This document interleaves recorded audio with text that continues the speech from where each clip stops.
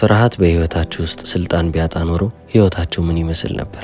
ፍርሃትን ለጊዜው ዝም ማሰኘት ሳይሆን እንዳይረብሻችሁ ማድረግ ሳይሆን በተጨማሪም ደግሞ ከፍርሃት ጋር ድርድር ውስጥ ገብታችሁ ሳይሆን ሙሉ ለሙሉ ባይኖር ኖሮ ህይወታችሁ ምን ይመስል ነበር? በየቀኑ ጧት ስትነሱ ምንም አይነት ሄዚቴሽን ወይንም ደግሞ ማመንታት የሚባል ነገር በህይወታችሁ ውስጥ ሳይኖር ራሳችሁንም አትጠራጠሩበት ሁኔታ ላይ ስትቀመጡ ገና ናችሁ፣ ዝግጁ አይደላችሁም የሚለው ድምጻችሁም ባዶ ሲሆን የዛኔ ህይወታችሁ ውስጥ ምን አይነት ውሳኔዎችን የምትወስኑ ይመስላችኋል? ብዙ ያሰባችሁት ያቀዳችሁት ህልም ሊኖር ይችላል። ወደ እነዛ ህልሞችና እቅዶች እንዴት የምትሄዱ ይመስላችኋል? ያለምንም ማመንታት እያንዳንዱን ነገር እያከናወናችሁ ታልፉ ነበር። እውነታውን ከጠየቃችሁኝ ፍርሃት አይደለም ትልቁ ጠላታችሁ። መንበርከካችሁና ለፍርሃታችሁ እጅ መስጠታችሁ ግን ትልቁ ጠላታችሁ ሆኖ ይሰራል። ፍርሃት በህይወታችን የሚጠቅመን ነገር ነው። ምክንያቱም እኛ ሰርቫይቭ እንድናደርግ እንድንተርፍ አንዱ ሜካኒዝም ሆኖ ያገለግላል። ያ ማለትም እኛ ራሳችንን ከአደጋ እያራቅን እንድንሄድ። ታዲያ አሁን ፍርሃት እንዴት ነው እናንተን እያሸነፋችሁ የመጣው? ጥሩ ነገር ከሆነ መጥፎም የሆነው መቼ ነው ካላችሁ እናንተ እጅ እየነሳችሁት ስትመጡና እየታዘዛችሁለት ስትሄዱ የዛኔ ህይወታችሁ ምስቅልቅል ሊል ተዘጋጅተዋል ማለት ነው። ፍርሃት በሚባለው ኢሉዥን እያመናችሁ በመጣችሁ ቁጥር እናንተ የራሳችሁን አቅም እያሟጠጣችሁ ትሄዳላችሁ። ወደፊት እንደ መራመድ እዛው ባላችሁበት ቦታ ምቾት እንዲሰማችሁ ታረጋላችሁ። ይህም ደግሞ ኃይላችሁን ከእጃችሁ የሚወስድ ነው። እድገት የምትባለዋ ነገር አንሰርቴን ነች ወይንም ልትገመት አትችልም። እናንተ ግን ደህንነታችሁን ከፈለጋችሁ እድገትን አታገኟትም። አሁን ታዲያ ቆማችሁ የምትቀሩት እናንተ ደካማ ስለሆናችሁ አይደለም። ፍርሃታችሁ ግን ቆሞ መቅረትን ልክ እንደ መትረፍ አድርጎ አሳምኗችኋል። እናንተ እየተረፋችሁ ነው፣ ከሚመጣው ነገር ድናችኋል ይላል። እኛም ታዲያ በዚህ ቪዲዮ እቺ ፍርሃት የተባለችዋን ነገር አሸንፈን ለመገኘት ነው የምንሞክረው። ፍርሃትን ልብ ብላችሁ ከተመለከታችሁ ውሸት ነው ወይንም ደግሞ ኢሉዥን ነው፣ እውነታ የሚመስል ነገር ግን እውነታ ያልሆነ ነገር። ስለዚህ እውነትን በዚህ ቪዲዮ እንነጋገርና እውነታ እንዳልሆነ እያወቅን እንመጣለን ማለት ነው። ፍርሃት የሚወገደው በዛ ነው። ይህ ብቻ ግን በቂ አይደለም። የእናንተ ዲስፕሊን ያስፈልጋል፣ የእናንተ ልምምድ ወይንም ፕራክቲስ ያስፈልጋል። በተጨማሪም ደግሞ ከሰበቦቻችሁ ሁሉ የላቀ ዓላማ ያስፈልጋል። ስለዚህ አሁን ፍርሃት ዋናው ጠላታችሁ አይደለም ብያቸዋለሁ። አይምሯችን ውስጥ ከመጀመሪያው ጀምሮ የነበረ ነገር ነው። ራሳችንን ከአደጋ እንድንጠብቅ ይረዳናል። እስከ ዛሬ ድረስም ፍርሃት በሚባለው ነገር ምን ያህል ህይወታችንን ልናተርፍ እንደቻለን ላናውቅ እንችላለን። ነገር ግን ብዙ ጊዜ ያድኖናል። ታዲያ አሁን ፍርሃት እኛን ማዳን አለበት እንጂ ማድረግ የሌለበት አንድ ነገር አለ። እኛን መምራት የለበትም። የሰው ልጅ መቼም ቢሆን በፍርሃት እንዲመራ ተደርጎ አልተፈጠረም። አማካሪም መሆን የለበትም፣ ውሳኔም ሊወስንልን አይገባም። አብዛኛው ሰው ግን በህይወቱ ምንድነው እያደረገ ያለው ካላችሁ ለፍርሃት እነዚህን ወንበሮች አሳልፈው ሰጥቷል። ዲሲዥን ሜኪንግ ወይንም ውሳኔ መወሰን፣ በተጨማሪም ደግሞ መምራት፣ የሆነ ነገርም ሲያጋጥማችሁ እንዲያማክራችሁ ወደ ፍርሃታችሁ የምትዞሩባቸው ጊዜያቶች አሉ። እነዚህ ሶስት አስፈላጊ የሚባሉ ስልጣኖችን ለፍርሃት አሳልፈን ከሰጠን ህይወታችንን የሚመራልን ይህ የፍርሃት ስሜት ይሆናል ማለት ነው። ህይወትን እንደ መንገድ አድርገን ብናስባት እኛ ራሳችንን ደግሞ እንደ መኪና አድርገን ብንመስለው ያንን መኪና የሚመራው ፍርሃት ከሆነ በፈለገበት አቅጣጫ ሊነዳው ይችላል። ታዲያ በዚህ ሰዓት ላይ ሰዎች ለምንድነው ህይወቴ እየተስተካከለ ያልሆነው? ለምንድነው አሁንም ዞሬ ተመሳሳይ ቦታ ላይ የተገኘሁት ብለው ሲጠይቁ ሹፌሩ ማን ነው ብላችሁ ትጠይቋቸዋላችሁ። እነሱም ማን እንደሚመራው አያውቁም። ነገር ግን ልብ ብላችሁ ከተመለከታችሁ በፍርሃታቸው የሚነዱ ናቸው። እስከ ዛሬ ድረስ አድርጋችሁ ማታውቁትን ነገር ልታደርጉ ስትሉ ያ ፍርሃት ብቅ ማለት ይጀምራል። ሪስኪ ነገር ነው ወይንም ትንሽ አደጋ አለው ብላችሁ ያሰባችሁትም ነገር ፍርሃትን ይዞባችሁ ይመጣል። ከሁሉም በላይ ግን የእኛን ኮምፈርት ወይንም ደግሞ ምቾታችንን የሚነሳንን ማንኛውንም ነገር አንወድም። እኛ የሰው ልጆች ዲዛይን የተደረግነው ምቾትን ካገኘን በኋላ ላለመልቀቅ ነው። በቃ ኮምፈርት ዞን በጣም ሱሰኛ አድርጎናል። ከኮምፈርት ዞንም ወጣ ብለን ደግሞ ኮንትሮልን እንፈልጋለን። ነገሮችን መቆጣጠር፣ ምን ሊከሰት ይችላል፣ ይሄ ቢፈጠር ምን ማድረግ አለብኝ፣ እነዚህን ሁሉ ሴናሪዎች በአይምሯችን ውስጥ እያሰብን መሄድ እንፈልጋለን። ምክንያቱም ከህይወት የማንፈልገው አንድ ነገር አለ። አንሰርቴኒቲ ወይንም ደግሞ እርግጠኛ ያልሆንበትን ነገር አይምሯችን ወዲያውኑ ሪጀክት ያደርጋል። ምክንያቱም የማያውቀው እንግዳ የሆነበት ነገር ስለሆነ። አሁን ይህንን ተመልክታችሁ ድክመቴ ነው ልትሉ ትችላላችሁ። ነገር ግን አይምሯችሁ መስራት ያለበትን ነገር በጥንቃቄ እየሰራ ነው። አይምሯችሁ ውስጥ እነዚህ አይነት ነገሮችን ባይፈጠሩ ከሆነ ለአደጋ የምትጋለጡበት መጠን እጅግ ከፍተኛ እየሆነ ይመጣል።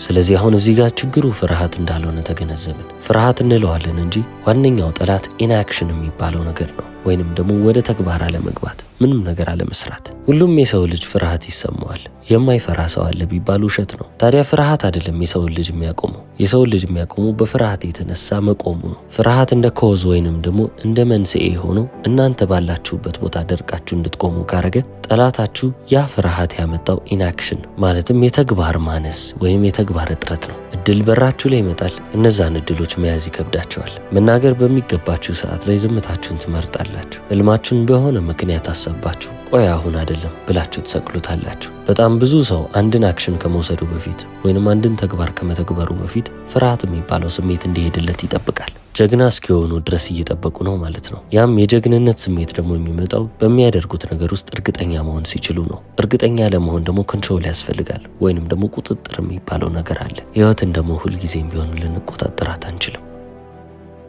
ከዚህ በፊት በጣም ብዙ ጊዜ ተናግሬያለሁ። ድፍረት ማለት የፍርሃት አለመኖር ሳይሆን ፍርሃትም እያለ ማድረግ ያለብንን ነገር ማከናወን ነው። እስቲ ዝግጁ እስከሆን ድረስ ለትንሽ ጊዜ ልጠብቀው ካላችሁም እድሜ ዘመናችሁን ስታባክኑ ትኖራላችሁ እንጂ መቼም ቢሆን በመጠበቅ ዝግጁ አትሆኑ። ዓለማችን ላይ በትልቁ እየተንቀሳቀሱ ያሉ ሰዎች፣ ዓለማችንን እየለወጡ ያሉት ኢንዱስትሪያሊስቶቹ፣ ጀግናዬ ነው አርአያዬ ነው ብላችሁ የምታስቧቸው ሰዎች እንዳለ ሁሉም ፍርሃት ይሰማቸዋል። የተለዩ እኮ አይደሉም። እነሱን ግን ከእናንተ የለያችሁ ነገር ምንድን ነው? እነሱ መራመድን አላቆሙም፣ ቢፈሩም ይሄዳሉ። በቃ ለውጧ እዚች ጋር ነው ያለችው። እናንተም ማድረግ ያለባችሁ ነገር ተመሳሳይ ነው። ፍርሃት አልባ ሁኑ እያልኳችሁ ሳይሆን ፍርሃት አለቃችሁ እንደሆነ አድርጋችሁ አትመልከቱት። ላለው ነገር እንዳለ ተገዢ መሆን የለባችሁም ነው። መቼም ቢሆን ለፍቶ ያላመጣውን ስልጣን ለምን አሳልፋችሁ ትሰጡታላችሁ? ኃይላችሁን መልሳችሁ መውሰድ ብቻ ነው የእናንተ የመጀመሪያው ስራ። እናንተ ሹፌር ሆናችሁ እሱ ከኋላ ሊቀመጥ ይችላል። ያ ደግሞ እናንተን ሊጠቅማችሁ የሚችል ነው እንጂ የሚጎዳችሁ አይሆንም። እስካልመራችሁ ድረስ ፍርሃት ይጠቅማችኋል። አሁን ፍርሃት ወይንም ደግሞ ፊር የተባለው ነገር ኢሉዥን ነው ብያቸዋለሁ አይደል? መሆን ያልቻለውን ነገር እንደሆነ አድርጎ መቅረብን ይፈልጋል። ስለዚህ እውነት እንደሆነ አስመስሎ ነገር ግን ውሸት ነው። ፍርሃት እየተሰማችሁ እናንተ መራመዳችሁን ካላቆማችሁ፣ በፍርሃት ውስጥ እየተራመዳችሁ ከቀጠላችሁ ፍርሃታችሁን ኩምሽሽ እያለ እያነሰ ይመጣል። ፍርሃት በተሰማችሁ ቁጥር እናንተ መራመድ እንዳለባችሁ ለአይምሯችሁ እያስታወሳችሁ ከሄዳችሁ አይምሯችሁ ይህንን ምልክት ይወስድና ፍርሃት ማለት ቁም ማለት አይደለም ብሎ መመዝገብን ይጀምራል። ታዲያ ለዚህ ደግሞ አማራጭ ያስፈልገዋል። አይምሯችሁ በምን እንዲመዘግብላችሁ ነው የምትፈልጉት? እየፈራችሁ ስትመጡ ያ ነገር ጠቃሚ ነው ወይንም ደግሞ ለኔ ቦታ አለው በሚል ትርጉም ትተኩታላችሁ። የፍርሃት ስሜት በተሰማችሁ ቁጥር ወደምትፈልጉት መዳረሻ እየተጠጋችሁ እንደሆነ ማሰብ ስትጀምሩ የዛኔ ስለ ፍርሃት የሚኖራችሁ አመለካከት ይለወጣል። ከዚህ በፊት ስለ ሬፒቴሽን ኃይል ብዙ ጊዜ አውርቼላችኋለሁ አይደለ? አንድን ነገር ደጋግመን ካረግን አይምሯችን ያንን መንገድ እንደ አዲስ መንገድ አድርጎ ይወስደዋል። ስለዚህ በሬፒቴሽን አይምሯችሁን ፍርሃትን እንዳይፈራ ማድረግ አለባችሁ። ምክንያቱም እውነታውን እንወቅ ካላችሁ የበለጠ ፍርሃትን እየተጋፈጣችሁ በሄዳችሁ ቁጥር እሱም እናንተ ላይ ያለውን ስልጣን እያጣ ይመጣል። ስለዚህ ያቺ የፓወር ዳይናሚክስ የምትመጣው እዚህ ጋር ነው። እናንተ ቦታውን እያስለቀቃችሁት ነው። ስለዚህ አሁን በቀጣይ የሆነ የፍርሃት ስሜት በውስጣችሁ ሲሰማችሁ ምን ማለት ነው? የፍርሃቱ መጠን መቀነስ አለበት ሳይሆን የእናንተ እንቅስቃሴ መጨመር አለበት ማለት ነው። እናንተ በቂ የሚባል ተግባርን እያረጋችሁ አይደለም። ጉዳዩን ቁጭ ብላችሁ አናላይዝ ልታደርጉ ወይንም ልተነትኑ አይገባም። ብዙም ልታስቡበት አይገባም። ከፍርሃት ጋር ድርድር ውስጥ መግባት የለባችሁም። ከእናንተ የሚጠበቀው ነገር መንቀሳቀስ ብቻ ነው። ለምን ካላችሁም ደግሞ ፍርሃት በጣም የሚጠላው ነገር አለ። ሞመንተም የሚባል ቃል ነው። ለምሳሌ የቆመች መኪናችሁን ከኋላ ልግፋ ብትሉ ያቺ መኪና መጀመሪያ እንድትንቀሳቀስ ብዙ ኃይል ታወጣላችሁ። አንዴ መንቀሳቀስ ከጀመረች በኋላ ግን የእናንተን አቅም የሚቀንስ አይሆንም። ስለዚህ እናንተን በህይወታችሁ አክት እያደረጋችሁ ወይንም ተግባርን እየተገበራችሁ ስታልፉ ፍርሃትም እየሞተ ይሄዳል ማለት ነው። ታዲያ ሁልጊዜም ቢሆን ልታስታውሱ የሚገባው ነገር ፍርሃት በጣም አሪፍ የሚባሉ ምክንያቶችን ያቀርብላቸዋል። እናንተን ለማሳመን የማያመጣው የውሸት አይነት የለም። እነዛም ውሸቶች እናንተን በስሜት ደረጃ የማሳመን ኃይላቸው በጣም ከፍተኛ ከመሆኑ የተነሳ ትክክለኛ እውነታ ይመስላሉ። ቀጥታ ጉዳዩን ግን ልመልከተው ካላችሁ እንደ ፍርሃት በጣም አደገኛ የሚባል ውሸታም የለም። ከሚነግራቸው ውሸቶች መካከል ደግሞ ስለ እናንተ የሚነግራችሁ ውሸት ትልቅ ውሸት ነው። ገና ናችሁ ብሎ ይነግራችኋል። እናንተ እንዳልተዘጋጃችሁ ያሳምናችኋል። ታለንትድ አይደላችሁም፣ ተሰጥኦ የላችሁም ይላል። አይገባችሁም ብሎም ሊያሳምናችሁ ይሞክራል። እናንተ በቂ እንዳልሆናችሁም ይነግራችኋል። በእነዚህም ምክንያቶች የተነሳ ብትሞክሩ ትወድቃላችሁ። ካወራችሁ ሰዎች ይስቃሉ። ህልማችሁን ካባረራችሁ ምንም ሳትይዙ ትወድቃላችሁ ይላችኋል። ፍርሃትም የአይምሯችሁን ድምፅ ይዞላችሁ እያወራ ስለሆነ ታምኑታላችሁ። የራሴው አይምሮ ነው እንዴት ይዋሸኛል ነው የምትሉት። ያልተረዳችሁት ነገር ግን ይህንን ውሸት በጣም ብዙ ሺህ ጊዜ ደጋግሞ ስለነገራችሁ እንደ እውነት አቆጠራችሁት እንጂ ዝም ብሎ ተረት ተረት ነው። አንድ የሚባል አባባል አለ አይደለ? ውሸት ብዙ ጊዜ ሲደጋገም እውነት ይመስላል ይባላል። አንድን ነገር ስለለመዳችሁት እውነታ ነው ማለት አይደለም። ፍርሃትም ደግሞ ብዙ ጊዜ አብሯችሁ ቆይቷል፣ ተላምዷችኋል፣ አንድ ላይ ናቸው። ለዚህ ነው የምትታለሉለት። ፍርሃት በጣም ጥበበኛ የሆነበት ነገር አለ። ኢማጂኔሽናችሁ ላይ ወይንም የምናብ እይታችሁ ላይ ይነግሳል። ወደፊት ስለሚፈጠረው ነገር ጥርጣሬ ካላችሁ ወይንም ደግሞ ምን ሊሆን እንደሚችል ምንም የማታውቁ ከሆነ በዛ ዙሪያ አዲስ የራሱን ፊልም ይዞላችሁ ይመጣል። ነገሮቻችሁ እንዴት ችግር እያመጡባችሁ እንደሚሄዱ እናንተም ለምን መንቀሳቀስ እንደሌለባችሁ እየነገራችሁ ሲመጣ እናንተም ታምኑታላችሁ። ከዛ ሽባ ሆናችሁ ማለት ነው። ፍርሃትም የሚያሸንፋችሁ በዚህ መንገድ ነው። እውነታን ነግሯችሁ ሳይሆን በድግግሞሽ እንድታምኑት ስላረጋችሁ። ሊፈጠር ይችላል ብላችሁ ያሰባችሁትን በጣም መጥፎ ነገር ደጋግማችሁ ባሰባችሁ ቁጥር የእናንተ ነርቨስ ሲስተም ያንን ነገር እንደ እውነታ እየቆጠረ ይሄዳል። አይምሯችሁ ደግሞ አደጋ አለ ብሎ ካሰበ ሰውነታችሁን ወዲያውኑ ነው ሪትሪት አድርግ ወይንም ያንን ነገር ከማድረግ ተቆጠብ ብሎ ወደ ኋላ ይጎትተዋል። ለዚህም ነው ምንም ነገር ሳሰሩ የምትቀመጡት።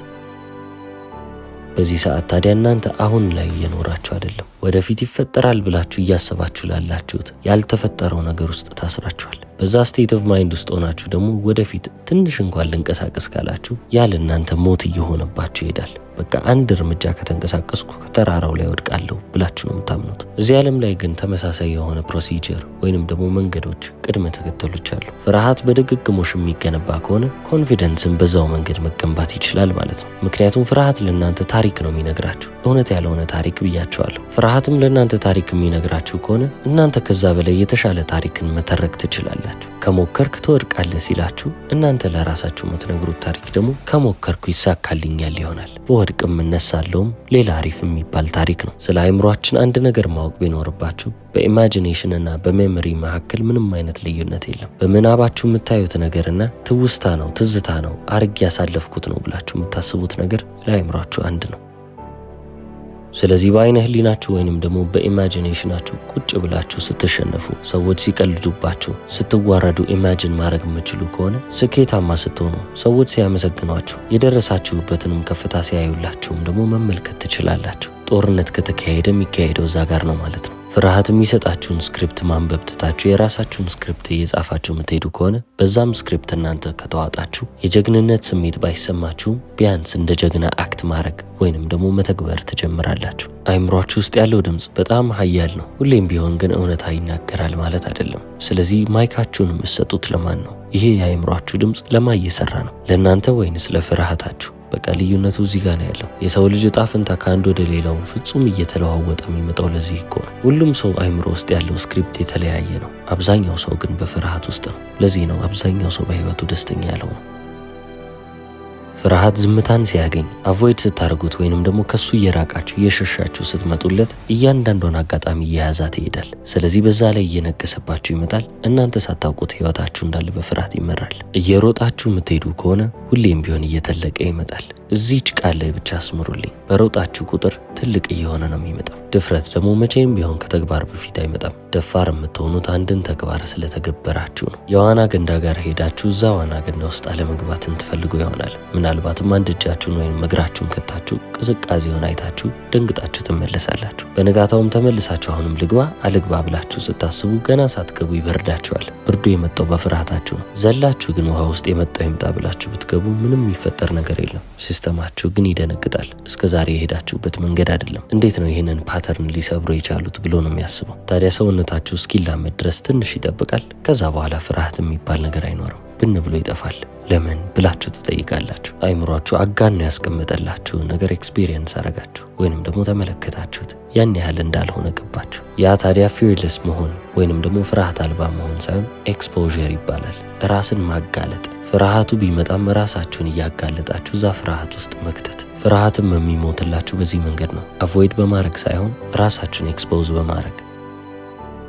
በዚህ ፓተርን ውስጥ ስትሄዱ እናንተ እየተደገፋችሁ የምታልፉት ነገር የሚያስደነግጣችሁ የሚያስፈራችሁ ነገር ይሆናል። ምቾት አልባ የሚባለውን ነገርም እየተለማመዳችሁ ትመጣላችሁ። ቅድም እንዳልኳችሁ አንድን ነገር እየተላመድ ነው ስንመጣ ያንን ነገር መፍራት እናቆማለን፣ ወይንም እንደ እውነታ እየተቀበልነው ኮምፎርት ዞናችን ውስጥ እንገተዋለን። ስለዚህ ፍርሃትን መጋፈጥንም በጣም እየለመድ ነው እንመጣለን ማለት ነው። የዛኔ እኛ ላይ ያለው ስልጣን በጣም ዝቅ እያለ ይመጣል። የበለጠ እየፈራችሁ በመጣችሁ ቁጥር የበለጠ አክት እያረጋችሁ ተግባርን እያሳያችሁ ትመጣላችሁ። ሰው ፊት መናገር ፈርታችሁ እየተንቀጠቀጣችሁ ከሆነ ድምጻችሁ እየተንቀጠቀጠን ቢሆን ልታወሩ ይገባል። ያሰባችሁት አይዲያ አሁን ፐርፌክት አልሆነም ወይንም ትክክለኛው ጊዜ አይደለም ብላችሁ ያሰባችሁትንም ዝም ብላችሁ ልቀቁትና እዛው ከተለቀቀ በኋላ እየለመዳችሁት እያስተካከላችሁት ሄዱ። መልሱን ብትፈሩት እንኳን ጥያቄውን መጠየቁን እንዳትዘነጉ። ፍርሃት ላይ እየነገሳችሁ የምትመጡት በዚህ መንገድ ነው። እናንተም ፍርሃትን አሸንፋችሁ የሆነ ቦታ ላይ ደርሳለሁ ካላችሁ እነዚህ ነገሮች እናንተን ይጠብቋችኋል። በእነዚህ ጊዜ ራሳችሁን ኤክስፖዝ ማታረጉ ከሆነ ወይንም ደግሞ ራሳችሁን ማታጋልጡ ከሆነ ፍርሃትን አታሸንፉ። ሁሌም ቢሆን መርሳት የለባችሁ ሬፒቴሽን ወይንም ድግግሞሽ የእናንተን ህይወት ሼፕ እያደረገ የሚመጣ ነገር ነው። ስለዚህ አንድን ነገር ደጋግማችሁ ባረጋችሁ ቁጥር ያ ነገር ህይወታችሁ ላይ እየተከሰተ ይመጣል። የምታረጉትም ነገር ጥሩ ነገር ይሁን ወይንም ደግሞ የፍርሃት ተቃራኒ ይሁን፣ የዛኔ ደፋር ትባላላችሁ። እስከ መጨረሻው ስለተመለከታችሁ አመሰግናለሁ። ቻው።